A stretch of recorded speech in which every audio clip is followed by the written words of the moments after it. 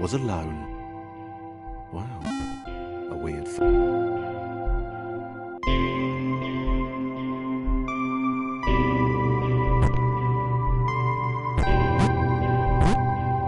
Thomas decided to start listing his observations for posterity.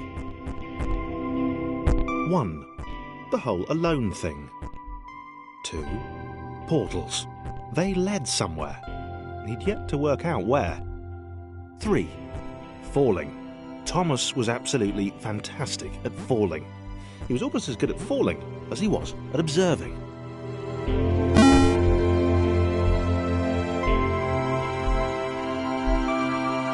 Okay, interesting. Thomas couldn't fall past this block.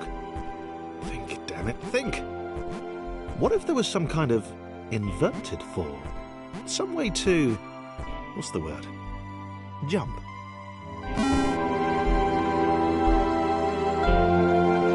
A big jump. But Thomas noted there was no real danger in missing it. The world didn't want him to fail here. It was pushing him, but gently.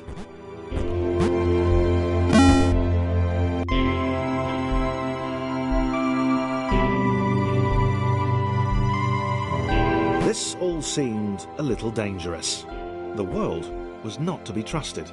It was unstable, and it seemed to Thomas that it could let him down. Thomas wondered whether the portals were actually taking him anywhere. He felt like he was making progress, but there wasn't really any way to know. He seemed to be moving predominantly up and to the right, which might, or might not, be important.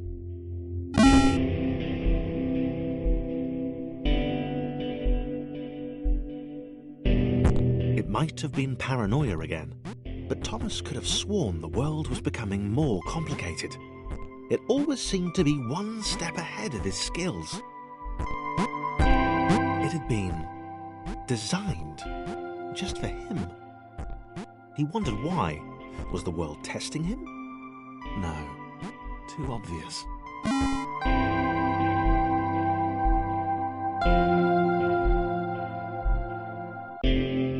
Something about the boiling, toxic, glowing water intimidated Thomas. He didn't like it. He certainly didn't want to swim in it. The loneliness was getting to Thomas. No amount of observation or obsessive note-taking could combat that.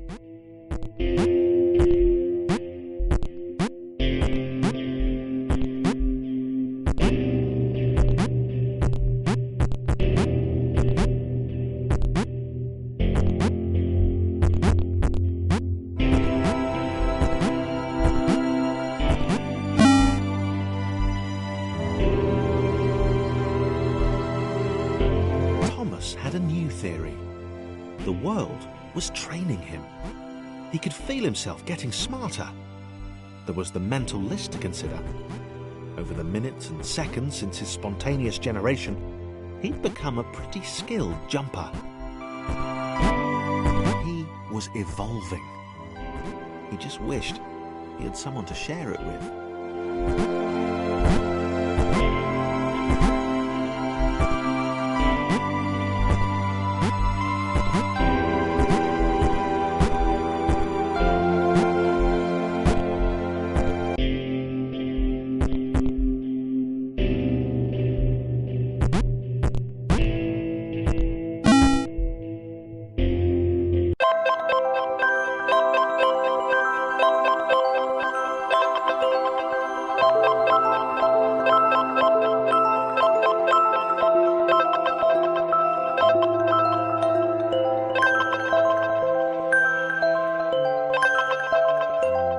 Chris took an immediate and deep dislike to the skinny red rectangle. Who the hell did this Thomas think he was?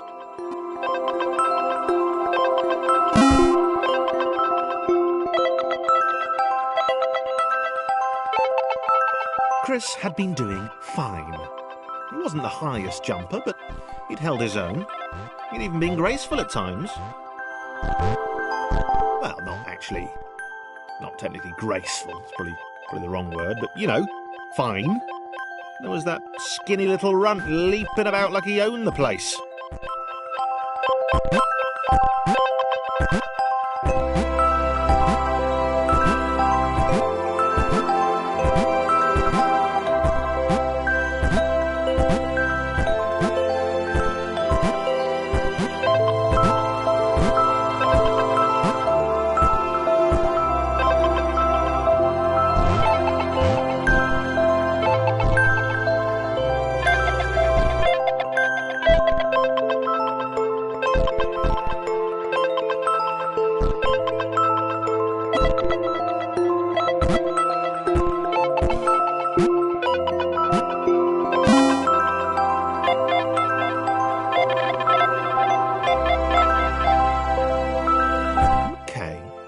Was more like it. A glowy white thing. Only Chris could get to it, which of course made it all the more enticing. What would it do? What new opportunity might this switch open up to him? Great. Another chance for Thomas to jump slightly higher than Chris. How fortunate. Seriously, this made the whole switch pressing thing entirely worthwhile.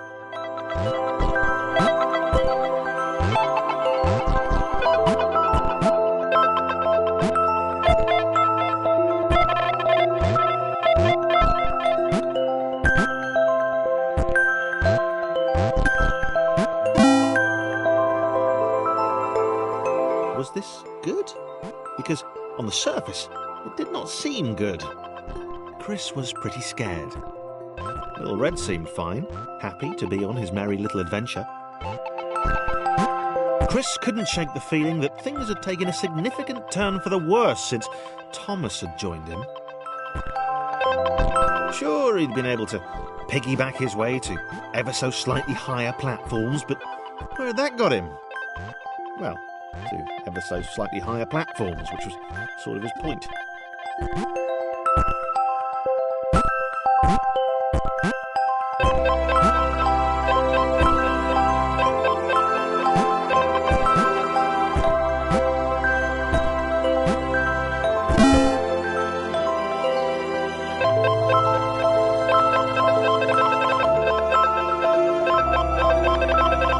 Chris stared at Thomas with pure hatred.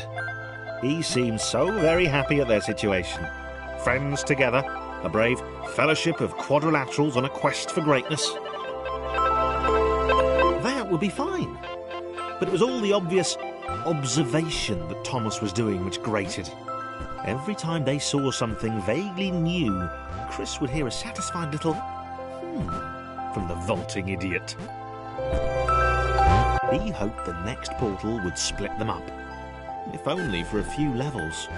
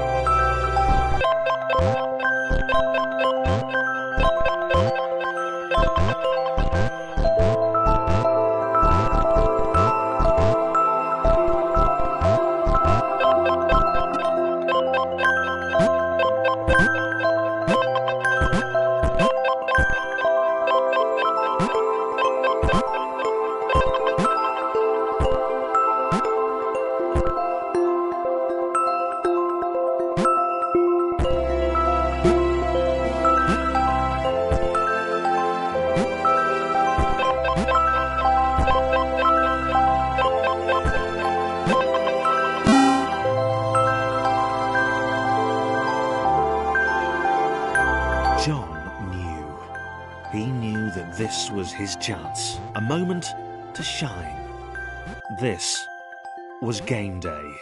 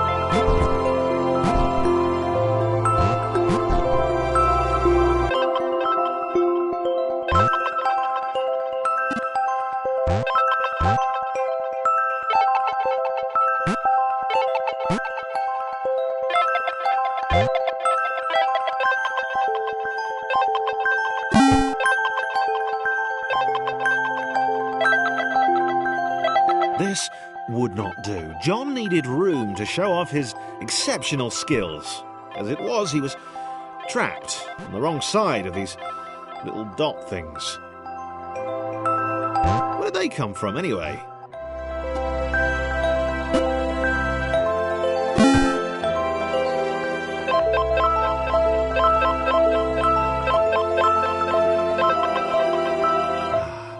John inhaled the air of the open space, and it smelled of awesome. Time to flex those muscles, to put his training to use, time to show those little dots how it was done.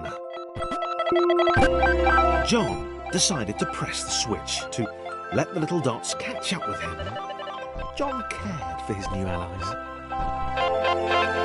You could tell from the sympathetic expression he practiced in the mirror all these years.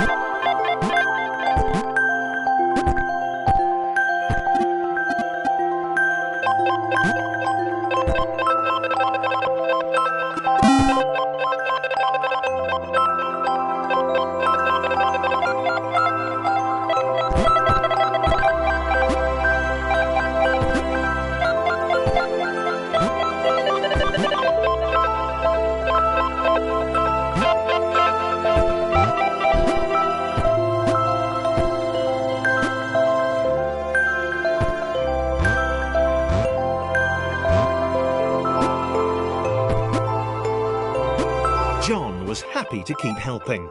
He felt it was important to his image that he was seen to help the little guys.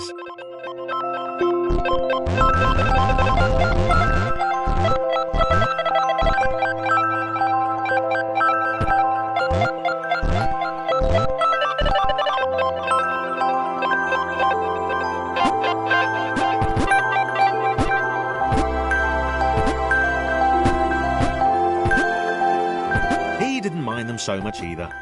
The red one, Thomas, had a charming way of applauding every time John jumped. The angry orange one was less immediately likeable, but his unremitting cynicism and tutting amused John.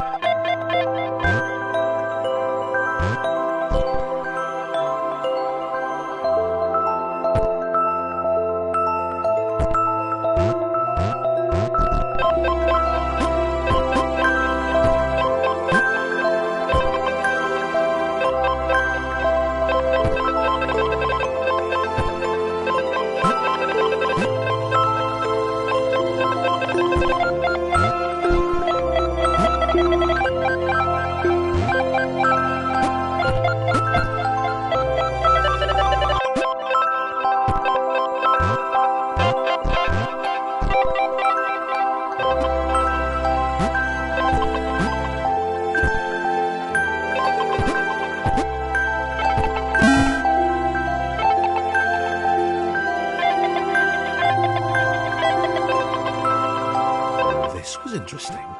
A floating target. This would require coordination, balance, and timing.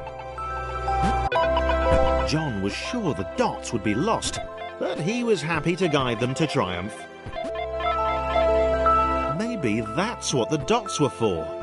They were there to extend John's reach, to make his performance even more impressive. John liked the thought. He decided to keep them.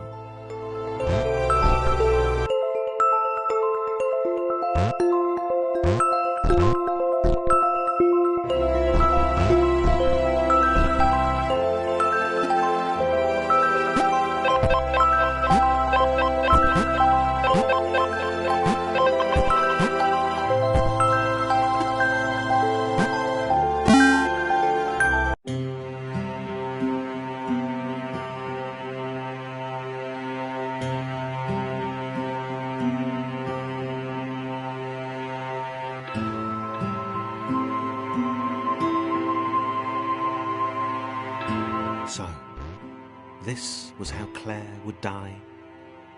She knew it would happen eventually.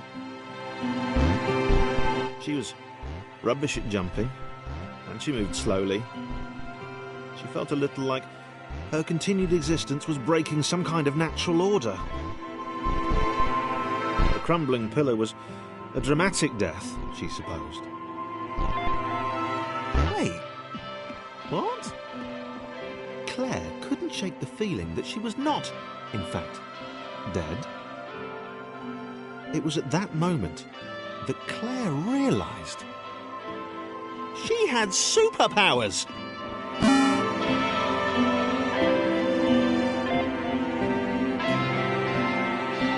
She'd need a cape. There was no getting around that. You couldn't be a superhero without a cape. Claire didn't want confusion. If you saw a cape, that made matters clear. You knew what you were dealing with. Claire was all about communication. And, you know, floating in water, which was her superpower.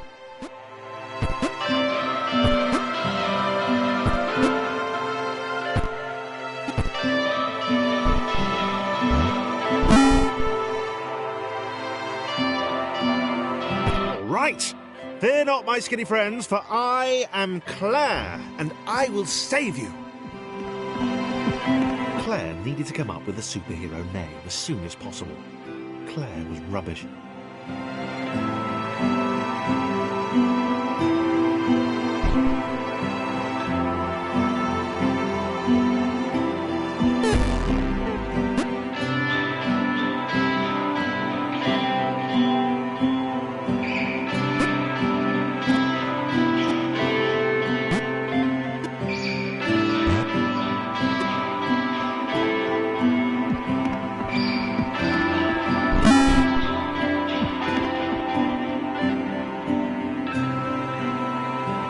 Claire arrived just in time, which was, of course, the perfect moment for superheroes to arrive.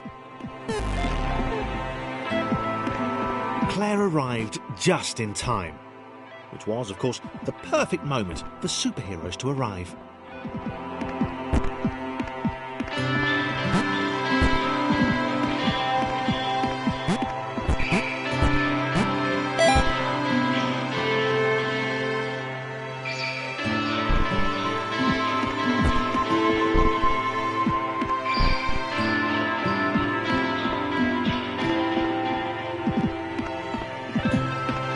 As the water began to rise, Claire vowed to save this little rectangle in as many restarts as it took.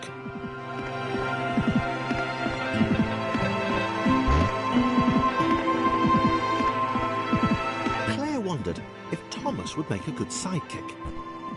Or was she more the lone Avenger type? She'd like that. The sole hero in a world of rectangles and conveniently placed pools of toxic water.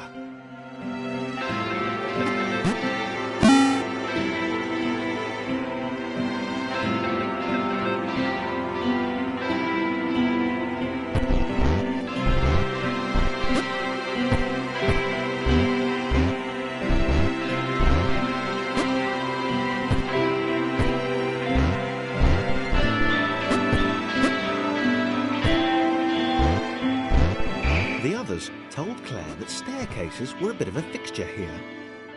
Claire wondered why the world made it so difficult.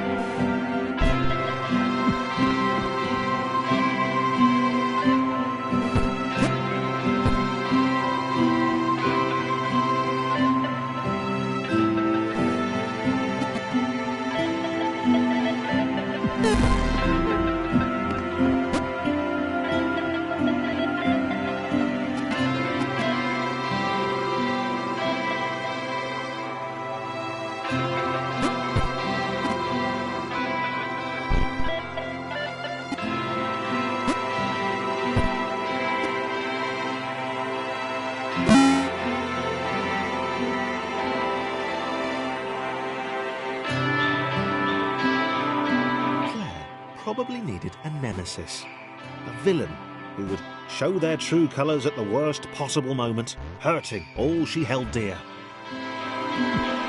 Chris was the most obvious choice. He seemed stroppy enough, and his jump was so pathetic that it conveniently avoided Claire's insecurities. Yes, Chris. Diabolical Chris. The fiendish Christopher.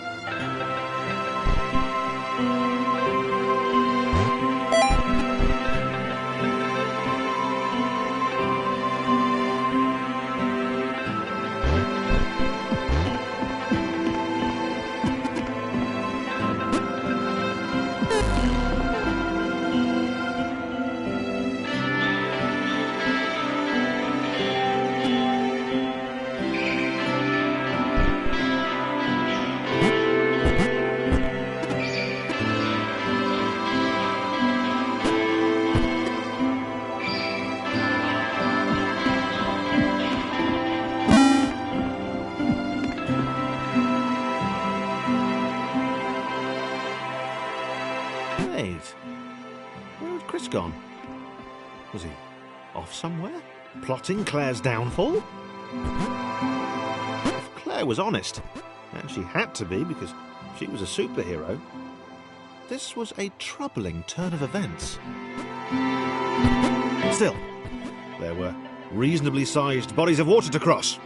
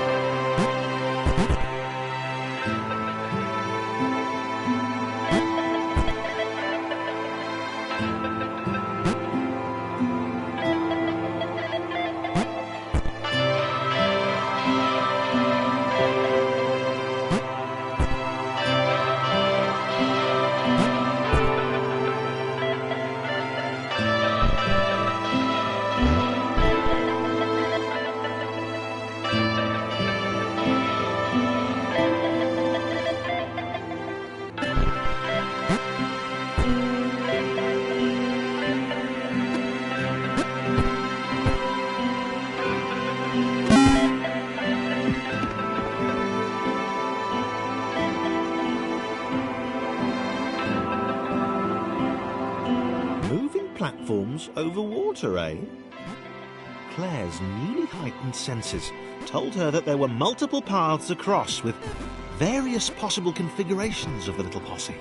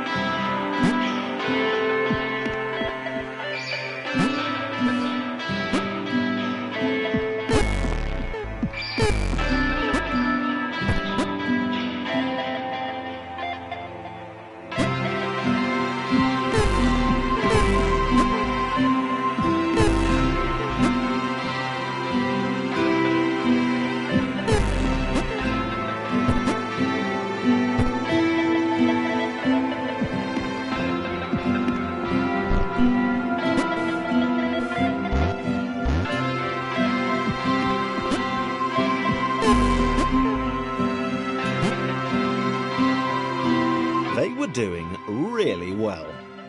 Claire hoped she could get them all across. John was fully aware he could do this alone. Thomas hoped he'd never have to.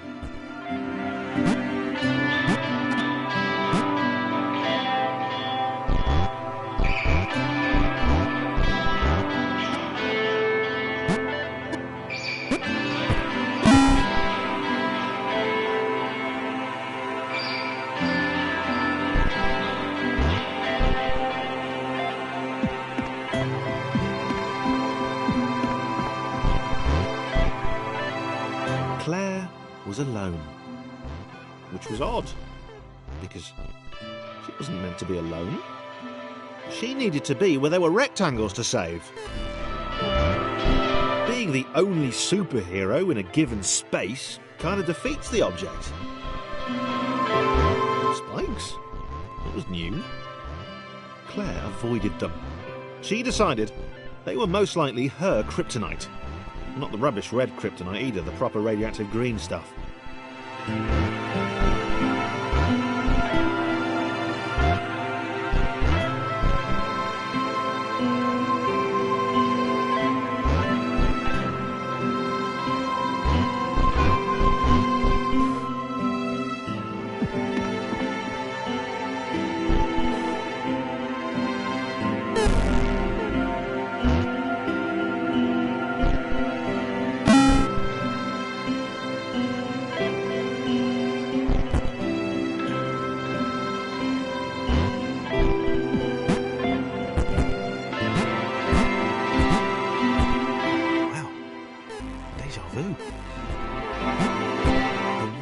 Repeating, and this time Thomas was here.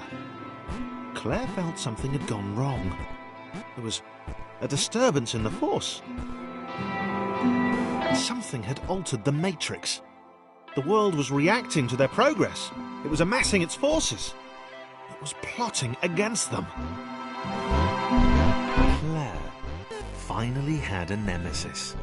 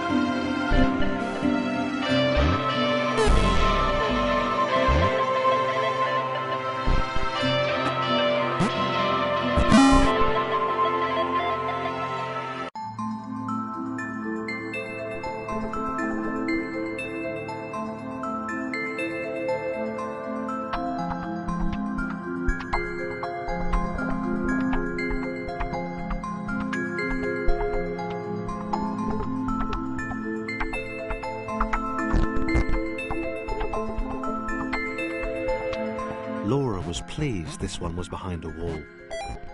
Maybe he'd never know what she could do. Maybe they could just have a conversation, hang out. As long as he didn't find out what she could do, which would never happen so long as they stayed separate.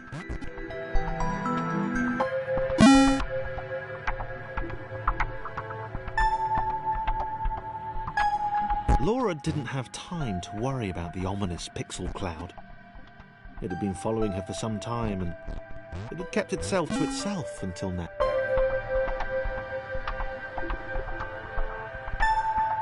As the square, who had shyly introduced himself as Chris, bounced atop Laura, she began to worry that he was just using her like all the others had.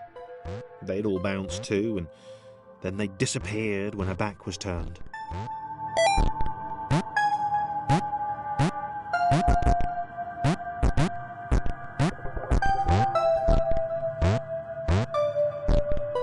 Only the ominous pixel cloud ever remained, looking a little bigger and a little less hungry with every disappearing friend.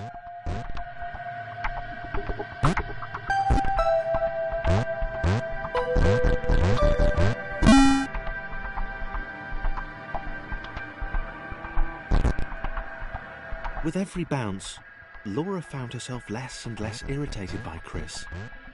She started to miss him when he wasn't there, on another platform or something.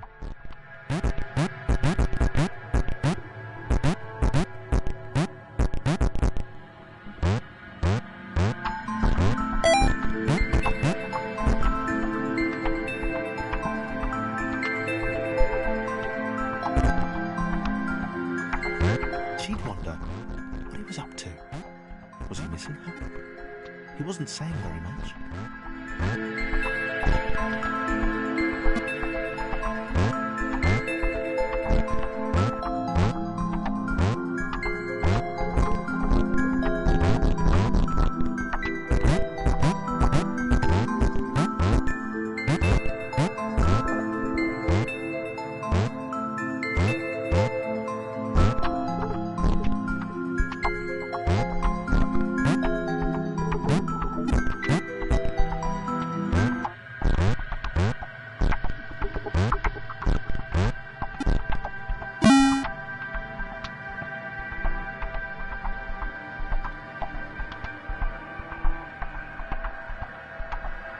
Chris was in love.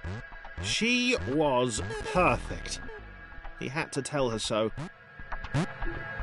At some point, he would definitely tell her. Probably best to wait for a moment the large, ominous pixel cloud wasn't about, though. Yeah, probably best to wait.